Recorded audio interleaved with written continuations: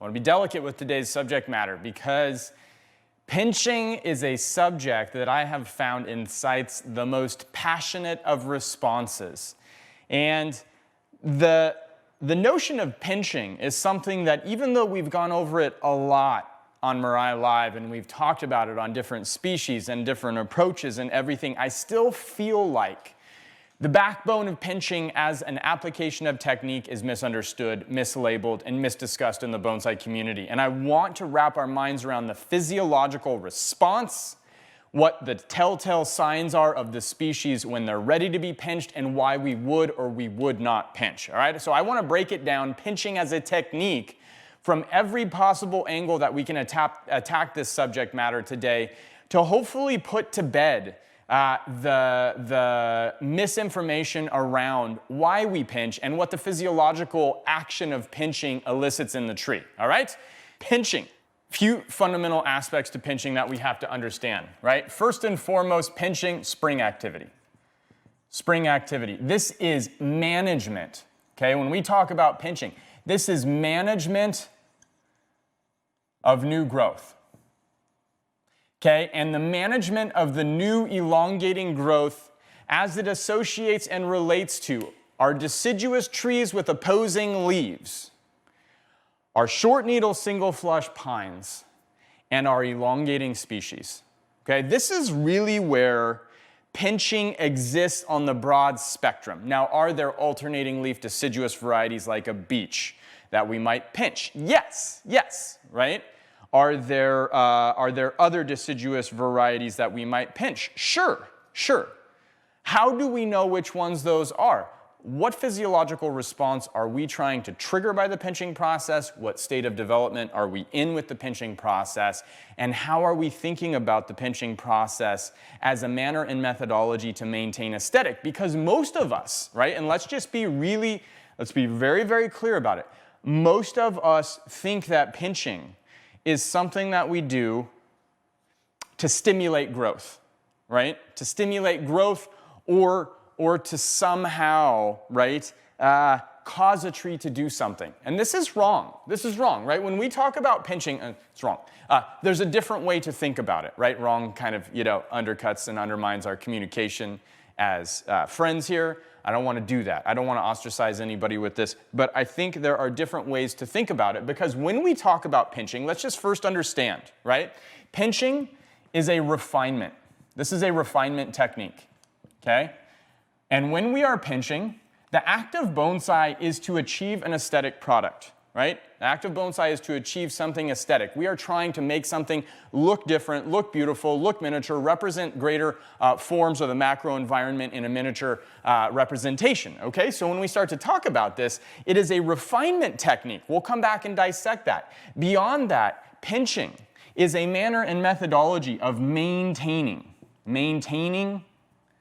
size and shape to the best of our ability, with the notion that the tree must grow. Pinching is a technique to maintain size and shape. So we're talking about it as a refinement technique, extremely important. We're talking about it as a manner and methodology of maintaining size and shape, and pinching is a method to distribute energy to achieve balance. Whenever we talk about the notion of refinement, we are saying, listen, the lower branches, the interior branches, the upper branches, the apical branches, all of these share the same strength, same density, same internode length, same leaf size. This is the highest level of refinement in bonsai. Now we recognize, hey, we have to have a refined root system to ever get a refined canopy. There's hormonal transitions, there's the act of wiring, pruning, and there's pinching, right? And all of these things dovetail together with how are we supplementally nutritioning our tree, how are we fertilizing our tree to help increase the response of the tree, or to manage how much energy the tree has in its system.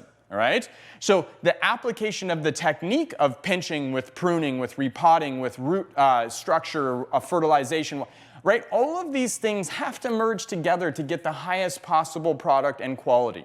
But we do need to understand, right, that pinching is an action that is for refinement, that maintains the size and the shape, i.e. it does stop the elongation, okay, and distributes energy to achieve balance across a tree, interior, exterior, lower, upper, all right? Now, talking about pinching, when is growth pinchable? When is growth pinchable, okay? Growth is pinchable as the cell structure is elongating first flush in spring. We understand stored sugars and starches pushing up through the system. And we talk about this in terms of our cold tolerance, max sugar starch storage in northern hemisphere, January, June in the southern hemisphere. Okay, so January or June, we see the evacuation of sugar cell to cell as water comes into the root system, carrying it to the apical meristem where cellular division is taking place. Cells divide, they elongate, and then they differentiate, right? As that elongation is taking place, prior to differentiation, prior to the function of the cell being truly ironed out, we're popping off that piece of new growth, okay? And we're doing that for a very specific reason. Now let's understand that when that growth is elongating and we start to talk about the stages that allow pinching to take place, okay, that central primordial cellular dividing tissue, this is where water is moving up through the cortex of that tissue, the unevolved portion of the central core of that tissue, okay? Now we obviously have a cambial meristem, a cambial layer, right?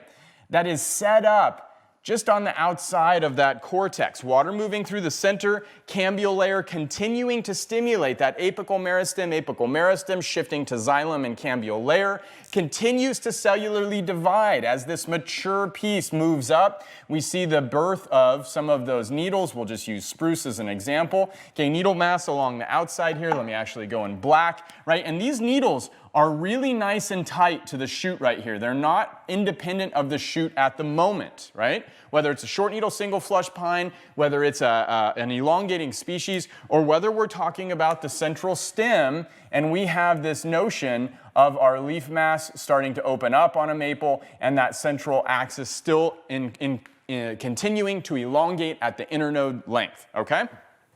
So we recognize, all right, this moment when just water conductivity is what's possible, and there is no established differentiation of the cellular structure to provide phloem return of produced sugars and starches, right?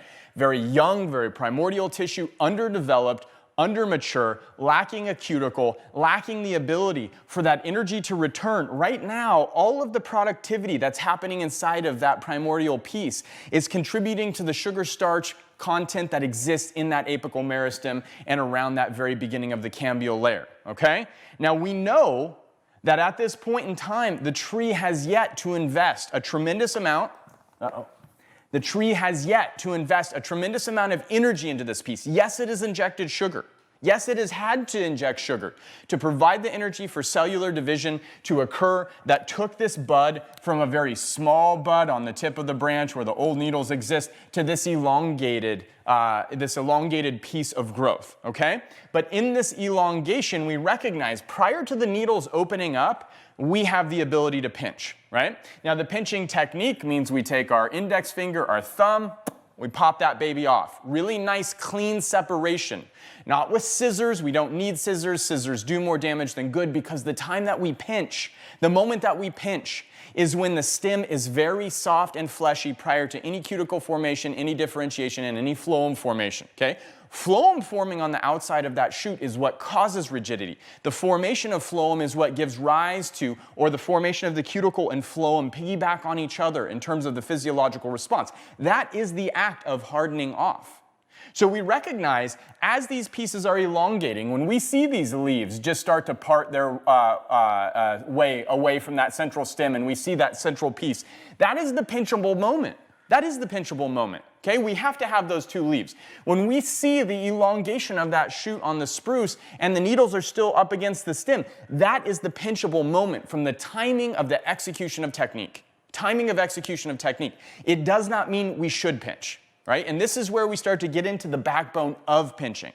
So when does that change? Well, even when the needles just start to separate and we have a very small separation from the central stem, they are not actively taking in energy at that moment where they separate. They are still utilizing a tremendous amount of water, and all of the resources generated are staying locally, right?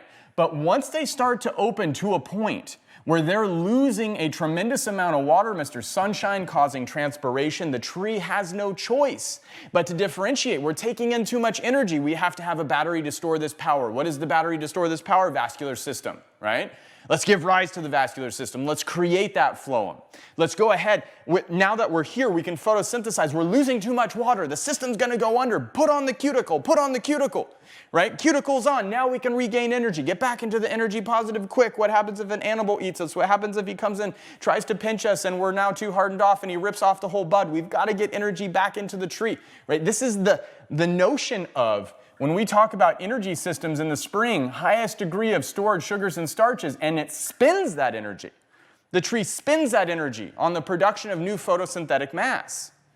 And so we have to utilize this wisely. We have to utilize this wisely, all right?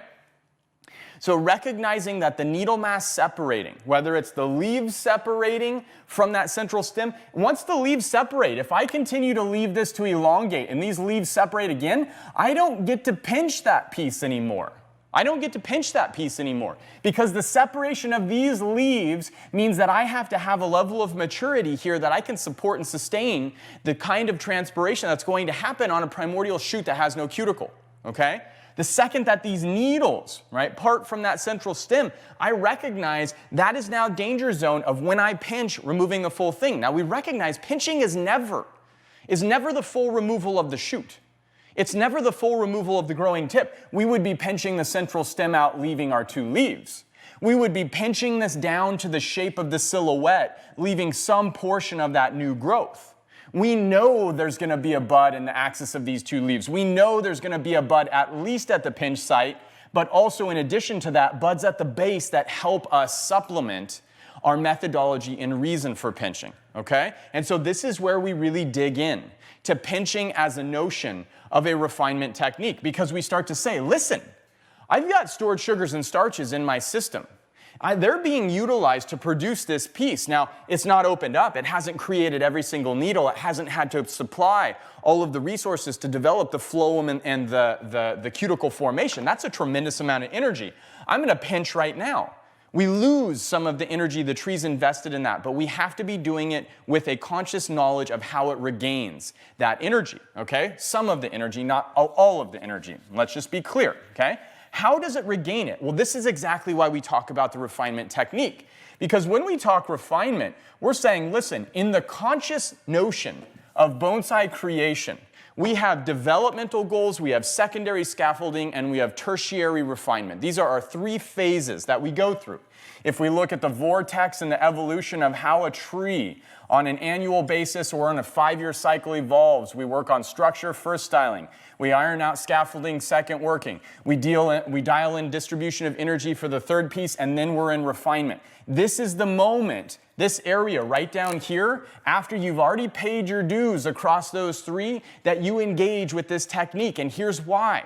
Because by having the structure set and secondary scaffolding expanded and energy distributed via our tertiary, we now have a high level of needle mass and density across that foliar plane that when it spends its energy, stored sugars and starches, it's spending it. We take away the capacity to regain that energy rapidly.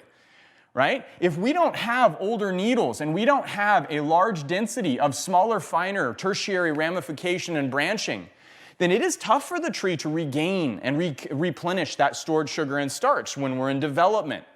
Right? We're trying to get elongation, thickening, healing of wounds, reestablishment of the root system, or expansion of the foliar mass to get vascular productivity so we get backbudding and expansion of needle mass. Right?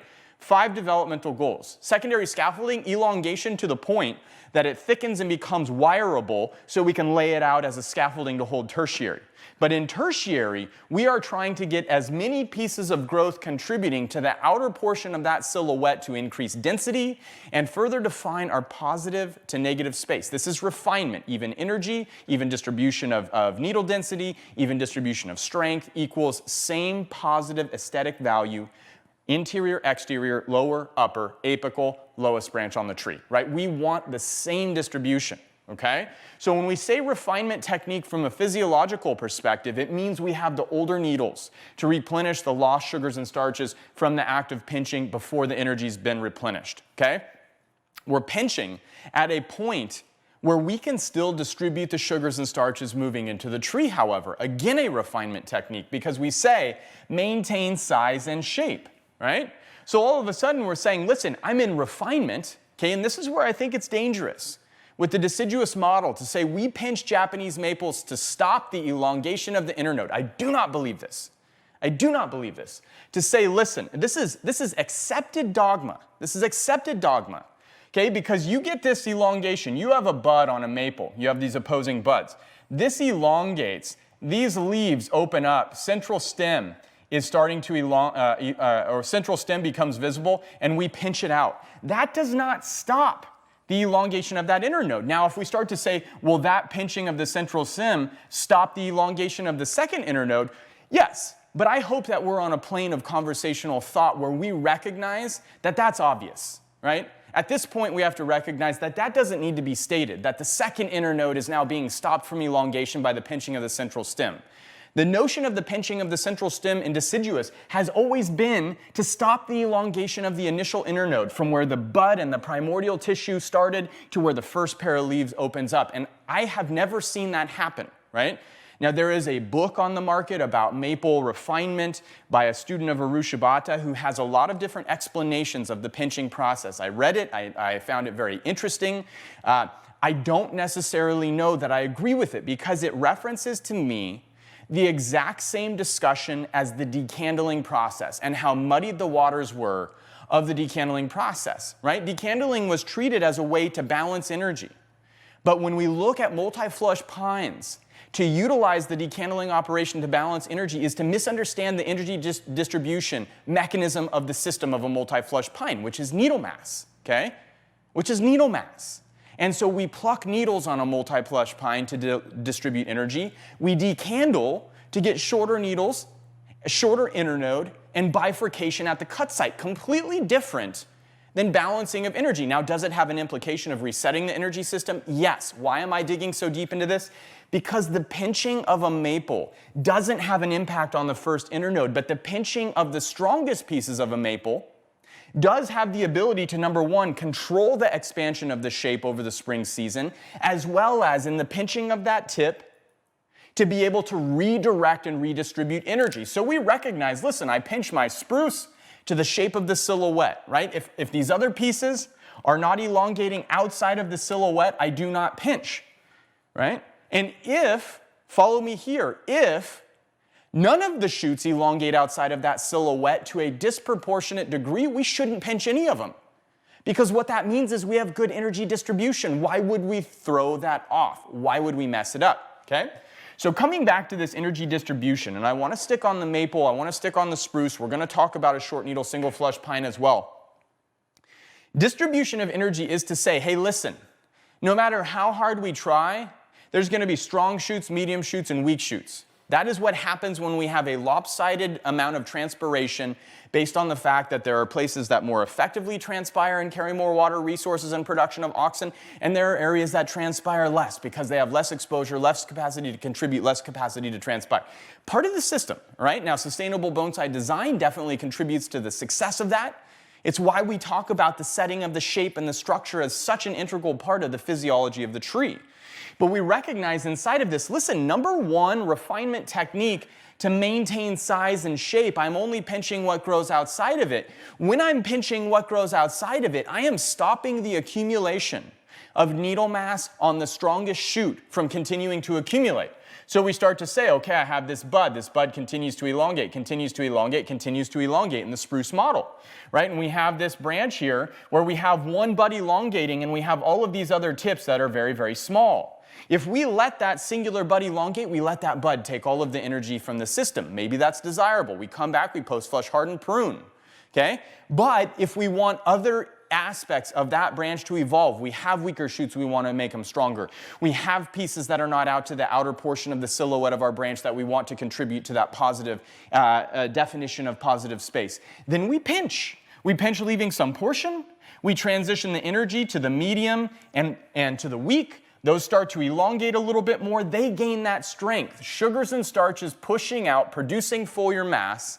I pinch the strongest pieces, not because they're the strongest, but because they're growing outside of the desired shape of the tree. Aesthetic action. Has a physiological response. Has a strength balancing capacity. You do not want to pinch a piece that doesn't have overly strong shoots, because now you're taking a tree that is telling you, I need this needle mass, and you're pinching it for the notion of transitioning energy. No, it's an aesthetic action. Aesthetic action.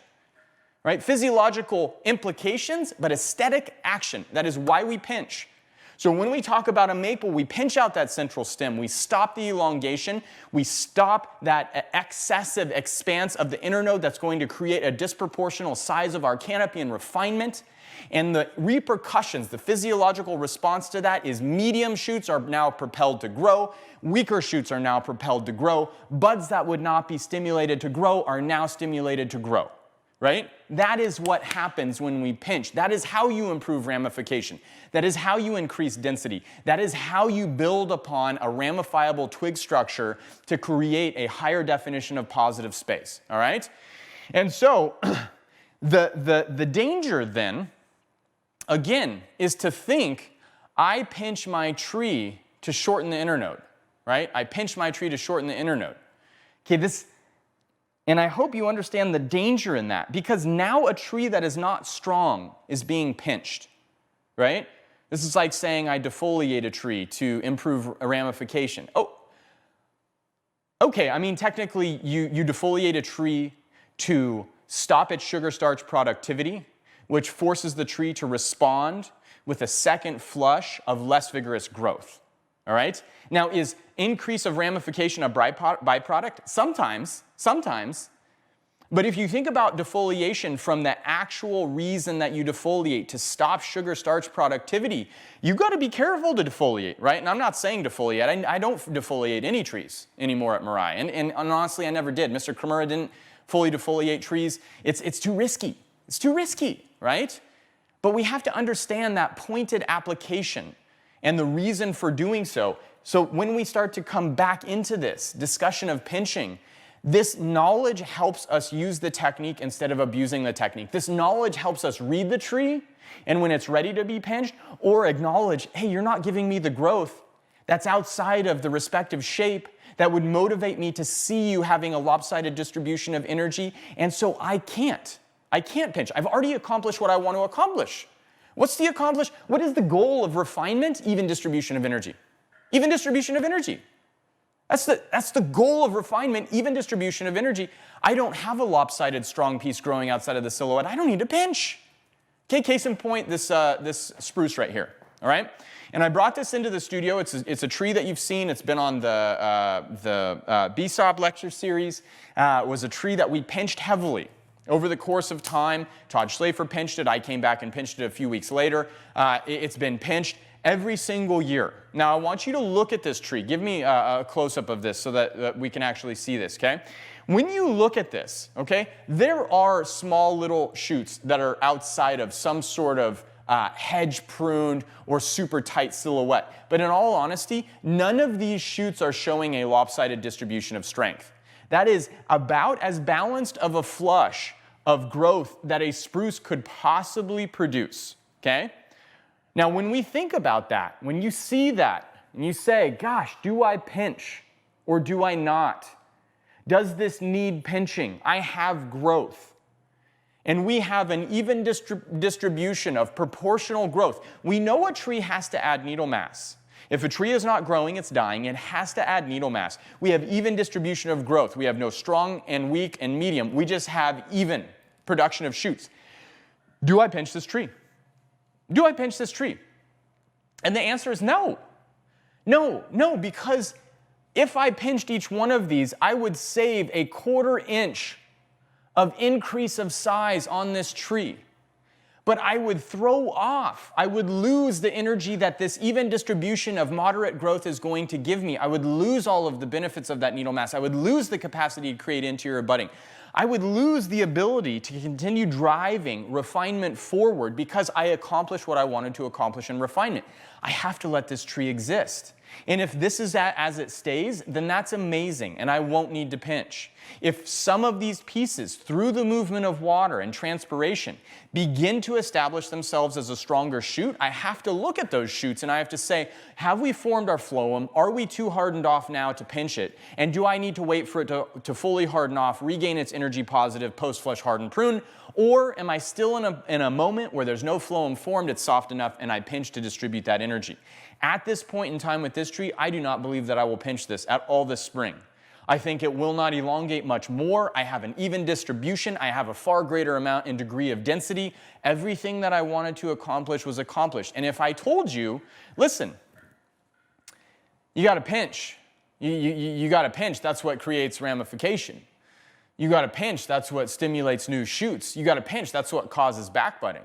You would completely destroy everything that you invested in this tree to get to this point. This is the fruits of the labor that you can see on the BSOP lecture series. This is exactly why we pinch, to get this product this spring that is going to create the most beautifully, evenly distributed, dense, wonderfully positive spaced pad formation on this spruce. Post-flush harden, come back in, shoot select, adjust the growth to really give us that refined form, and boom, we let that tree sit. Next year, will it be needing pinching? Probably, because we are going to allow the tree to exist with all this foliar mass on the tree, and naturally some portions are going to transpire more, some are going to transpire less, okay? Point number one, let me bring in the short needle single flush pine. This is also a tree you've seen before. It's a tree you've seen quite a bit. Redesigned and developed on the live stream. We talked about, handling this. I believe this might have even been a mini stream, fully wired out now. And let me just get you to that sweet, sweet spot. There it is. Okay? And let's go ahead and let's kind of zoom in to this area of the tree right here. Let's just zoom into that branch. I want to see those candles. Lonnie, bring me in tight. Again, short needle single flush pine, not a multi-flush pine. We don't pinch multi-flush pine. Short needle single flush pine, not a long needle single flush pine. We don't pinch long needle single flush pine. We pinch short needle single flush pine, okay? Now again, we are pinching to control the shape. Are these pieces growing outside of the shape? Absolutely not, okay? Again, we're pinching to maintain shape, to maintain proportional size. We understand a tree has to grow. If it's not growing, it's dying. Okay, do we have anything growing outside of the margins of these needles from last year? Do I have anything growing outside of them? I do not. I don't even have anything growing outside of them on the apex. Go ahead and let them pan up. Look at that. That's the apex. Okay? I don't have any reason to be pinching this tree. Even though it's a short needle single flush pine, even though I'm in the refinement process, I don't have a necessity to maintain the size and shape of the tree because I don't have a lopsided distribution of strength causing one area to overly elongate, okay? And again, pinching occurs when it's a very primordial piece of growth just moving water, and the notion of pinching, the reason we do it is to maintain the shape. The physiological byproduct of pinching is to transition the energy being put into that dominant strong shoot because of its auxin content. We pinch it, and the energy coming in from sugars and starches invested in the system then moves to the medium. Maybe the medium takes off, maybe we pinch that.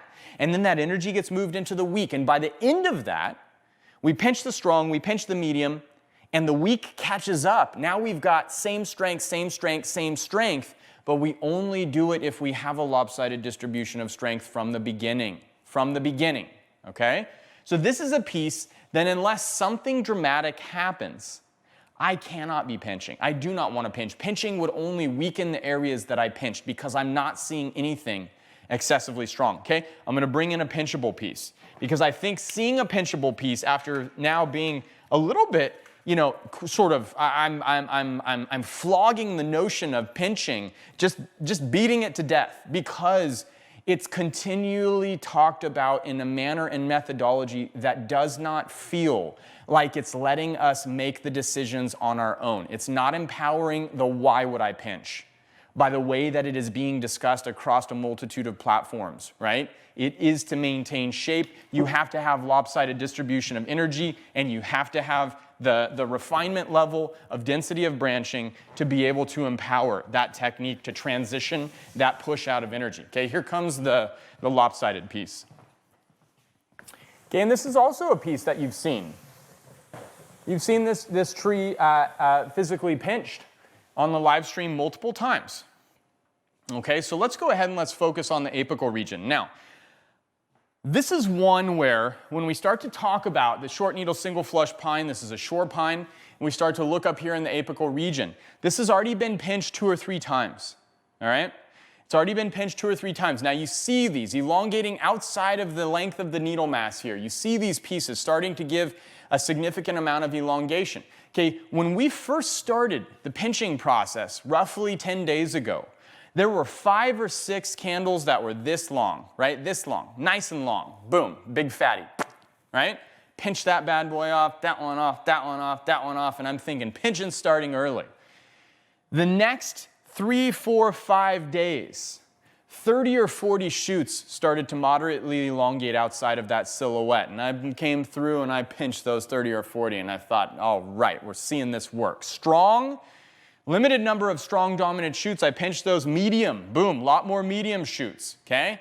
Now what's the product? Tree is pushing sugar starches. Sugar starches into the production of foliar mass, photosynthetic mass. I stopped it from gaining strong shoots. It was going to put all its energy into those strong shoots and become a big tree. I stopped that. Moderate shoots. Okay, we'll see which one takes over. I gotta, this is you're the next in line. Go for it, big guy. And I said, no, no, no. And the tree says, well, I still am kind of hulking out here and injecting sugars and starches. It's stored a lot over the course. Roots stored energy in pines. Pumping that, and now all the week, boom. Okay, and now I'm going to come back in, and again, the act of pinching, bring me in tight here, Lonnie. The act of pinching, prior to those needles separating from that central stem, boom. Okay, watch here, I'm going to be in the foreground here. Watch closely. I pick that length, always saving some portion of the new, and boom, right off. Just take that right off. And you see how I shorten that. Shortening them all to a proportional length. Bing. Bing, anything that's growing outside of that silhouette. Okay, now here, these aren't growing outside of the silhouette. Those are right in there. Let me just go ahead and pull those needles back. Look at that. Look at how short and tight those are, not outside of the silhouette. I don't want to pinch those. Those are the weaker shoots getting stronger. That's a transition of energy. This is what we talked about. It's working. Hot dog, right? Yes.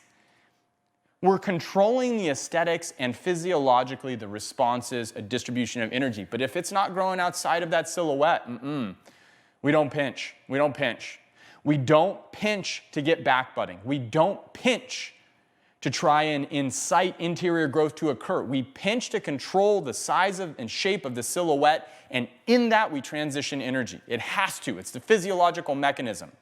So no longer do you have to look at it and be like, should I pinch or should I not? You just say, is it breaking outside of the physical boundaries, right, with that buffer that it does have to grow some. So, quarter to half inch of expansion, I got to let it happen. This is a living being. If it's not growing, it's dying. Okay, cool. Is it going beyond that? Yes, it is. Okay, good. Now we pinch, and the product of pinching is another set of buds that's going to be incited to grow. Just a fact, that we're looking at 2 trees, the spruce and the original Scots pine, that have even distribution of growth, nice, short, small growth. I don't want, when we think about the final product aesthetically that gives us the highest quality of image in a tree, I don't want a pinched tip on my tree if I'm trying to hit the peak. I want a natural tip on that tree. I don't want a branch to be wired when I hit that aesthetic peak. I want it unwired, holding the shape, right? And so to understand those concepts and to form our reality around utilizing the correct angle from which we view the technique of pinching, understanding obviously when we can pinch, but why we pinch. And then being able to apply that, you cannot go wrong. You cannot go wrong if you're pinching to maintain the shape and you're definitively seeing strong growth moving outside of the silhouette of the branch. Again, refinement, older needles, we're on a tertiary level, we've paid our dues on structure, secondary and tertiary, and now we get to apply this pinching concept to be able to really bear the fruits of all of our effort to that point.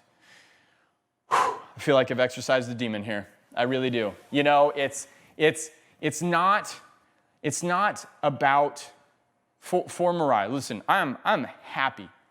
I'm happy to be wrong. I'm happy to be wrong. I'm happy to acknowledge wrongs. If you missed last night's stream talking about alpine, and then we did, looked up the Google definition of alpine, if you missed it, check it out. Maybe there is a tropical alpine region. I don't know. I didn't think it was possible. Now I recognize, hey, I shouldn't be talking about it until I'm absolutely certain. Okay, from the pinching perspective, there are people that say that pinching can shorten the internodes on maples. There are people that say pinching, induces backbudding, causes backbudding, or stimulates backbudding. Okay, I don't think that's the position you want to orient from. I don't think that sets you up for success. I don't think it sets you up with that mentality to be giving your tree the benefit of the doubt and doing your tree the best possible service of having it maintain the highest energy system while trying to accomplish this aesthetic goal. I think it sets you up to impair your tree, to move backwards in its development, and to roll the dice on whether you compromise the energy system to a degree where your tree suffers as a result of this misapplication of knowledge. All right? That's my speech. That's what I got. All right? If we don't understand pinching now, or you don't agree with me, that's fine. Don't agree. I'm not begging anybody to believe me. But I am looking at trees that you've seen the evolution of over the course of time on Mirai Live, and you're witnessing the exact goal that we started out trying to achieve at a level that is incredibly high, okay? I recognize the maple experiment is just beginning. I'm not worried about it. I have no doubt over the course of time that the same branch dieback issues, the same weakening over the course of time, the same aesthetic inaccuracies that describe the technique will bear fruit, and that we will find a way to keep a maple strong as we continue to perform these techniques that bypass some of those issues in the dogmatic application of, I think, misapplied thought and knowledge. That's where I'm at, and we'll see. We'll see if it proves out. If it's not, I'll have to eat crow, and I'm happy to do that. Right now, I don't think you go wrong saying, listen, my tree is so strong that I'm going to pinch these strong pieces. I think you're always set up for success when you see that kind of lopsided energy distribution. That's where we're at, all right? Hopefully that helps. It is the season for pinching. Honestly, the shore pine first tree I pinched. Spruce is just starting to have some Engelmann that need pinching. Our Colorados have yet to open up. Obviously, we've already done most of our Japanese maples in terms of the ones that needed pinching, and the season is amongst us to be applying and really understanding and utilizing this technique. If nothing else, I hope this gave you a few little tidbits to improve your pinching game. The greater aspiration, I hope this reforms your impression and perspective of pinching to a degree that allows you to truly apply it, utilize it, and know that you can lean on it with a tremendous amount of confidence. A tremendous amount of confidence and expected response from your tree. That's the goal. That's what we'll continue to work towards, and that's what we'll continue to improve upon ourselves. Love you guys. Hope you have a great rest of your day, great rest of your week. We'll see you on the live Q&A tomorrow. Podcast coming out this weekend. Should be amazing. And next week, we'll be back. Super Tuesday. All right, thanks. Couldn't do it without you. Welcome to the Bonsai Mirai YouTube channel, where we educate you on how to do bonsai better and inspire you through creative projects that expand your awareness of the art form. Click subscribe to be the first to know when new videos are added to the channel.